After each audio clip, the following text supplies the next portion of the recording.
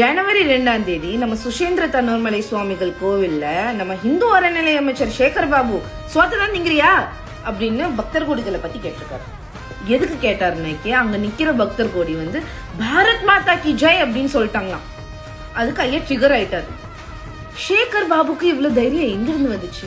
3 கேள்வி நான் கேட்கணும். ஃபர்ஸ்ட், பாரத் மாதா கி ஜெய் அப்படின்னு சொல்றது தேச துரோகமா? ஒரு கோயில் திருவிழால பாரத் மாதா கி ஜெய் இல்ல தமிழ்நாட்டுல எங்கனாலுமே பாரத் மாதா கி ஜெய்ன்னு சொல்றது தேச துரோகமா? 2வது, கோயில் உண்டியில இருந்து சம்பளம் வாங்கிட்டு நீங்க கோயிலுக்குள்ள இருக்கிற பக்தர்களை எப்படி கொச்சையா பேசலாம்? உங்களுக்கு யார் அனுமதி தந்தா? 3வது, பாரத்ல இருந்துட்டு பாரத் மாதா கி ஜெய் பாரத கோஷத்தை கேட்டியா நீங்க ஏன் பயப்படுறீங்க? திருப்பரங்குன்றத்துல இருந்து சுசேந்திர தேரோட்டா வர பக்தர்கள் மனசை புண்படுத்துறதே வேலையை வச்சிருக்கீங்க.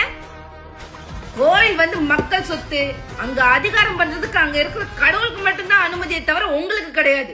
2026 தேர்தலில் பக்தர்கள் உங்க இடம் எதுன்னு கண்டிப்பா காமிப்பாங்க. Wait and watch. Be ready to lose your seats. வெற்றிவேல் வீரவேல். ஜெய் பாரத்.